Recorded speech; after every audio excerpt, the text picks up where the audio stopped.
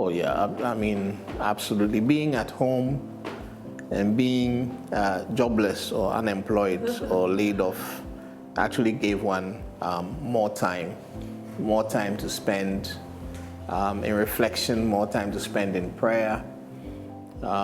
We had organized prayer meetings on Tuesdays and Fridays from 3:30 a.m. in the morning, usually till about 7, 8. So that was like organized things that we're doing online at home. But of course, it requires a certain level of discipline and commitment to wake up and pray for that period. So that was I mean, really good. But it also drove home the fact that, listen, gratitude, we shouldn't take being grateful for granted. We really, really, really should be grateful. It sounds cliche that when you wake up in the morning, be thankful that you are alive, be thankful that you draw breath, be thankful that you have somewhere to sleep, be thankful you have clothes to wear, you have something to eat. People that I personally know, people who didn't make it this far. And the truth is that none of us have control over what happens to us in the very next second. Not to mention the next day or the next week or the next month. We don't control it. It's not up to us. And so, walking around thinking that, we're all that in a bag of chips is really a mistake. So for me, this brings it home that, every breath you draw, literally, I mean, we thought it before, but now it's being hammered home that every breath you draw is a gift. Especially when you think of the fact that this pandemic affects how you breathe. I mean, how profound is that? So for me, it's been one of the biggest lessons that God is in control of everything. And I strongly believe that as I walk through life, the places I need to go, He will open the doors. The places I should not go, He will close the doors. Sometimes I'll be banging on the door and kicking and screaming, but it's not the right time or it's not the right place. It won't happen. I am fine with that. But yeah, it's brought me to a much closer, much deeper appreciation for who God is in my life. I think I fell in love with God. I mean, in a way that I didn't think I ever could. And like you say, like when I wake up and I see the sun, I have a deep sense of consciousness that I'm still here, as opposed to just waking up and, okay, I'm up, I'm going to work. Another day, and it's important now to me to start my day by spending time, in quiet, reading the word, listening.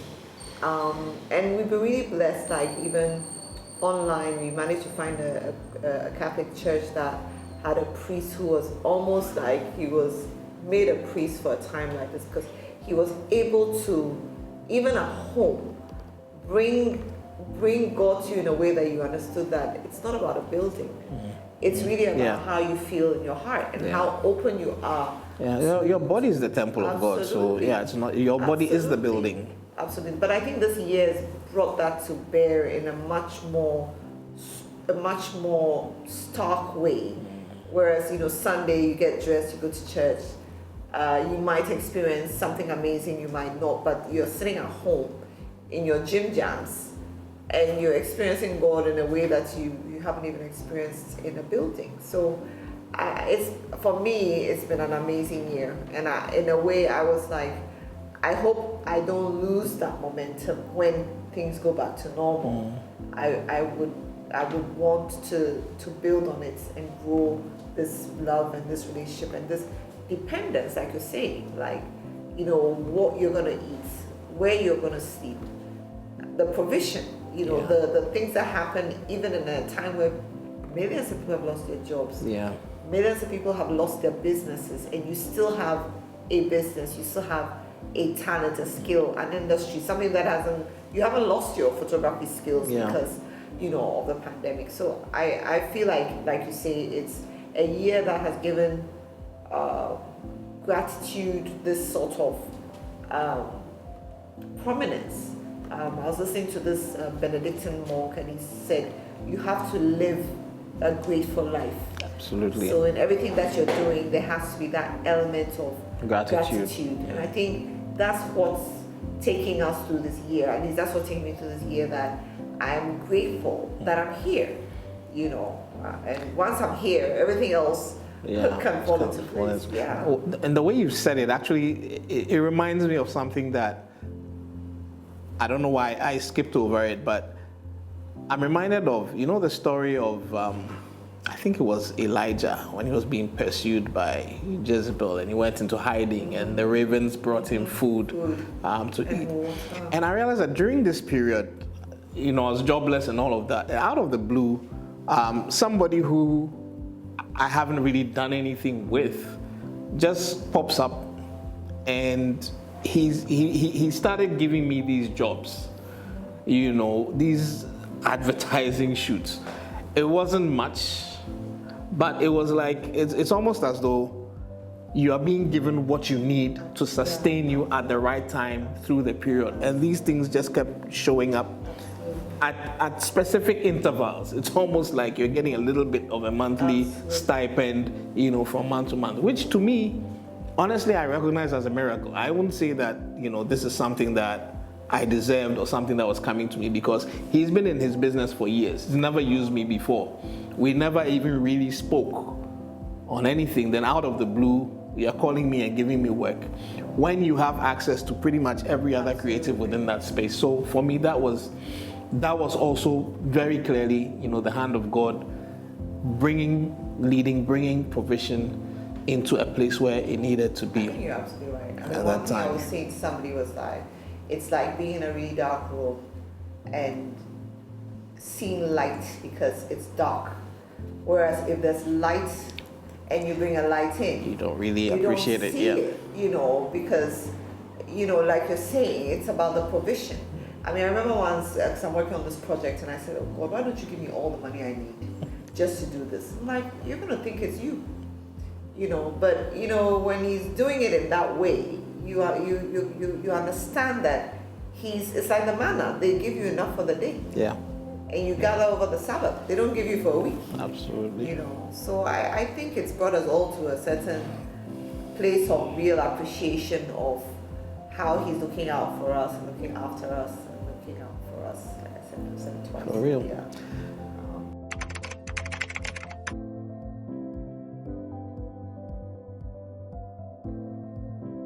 I wouldn't say I was excited or I was not bothered, but I think I had become so comfortable with everything that had happened that I really wasn't like, oh yeah, we're going back to normal or anything. Because I think, as Rami said, the pandemic has really brought everyone closer together, and we've kind of, I wouldn't say we've changed our ways, but we're kind of gradually shifting from, I wouldn't say ways that endangered us, but ways that were not necessarily good for us, and we're trying to become better people. We're trying to do things that were better. So I wouldn't say I was like, yay, a vaccine, or oh no, a vaccine. I was more like, okay, there's a vaccine.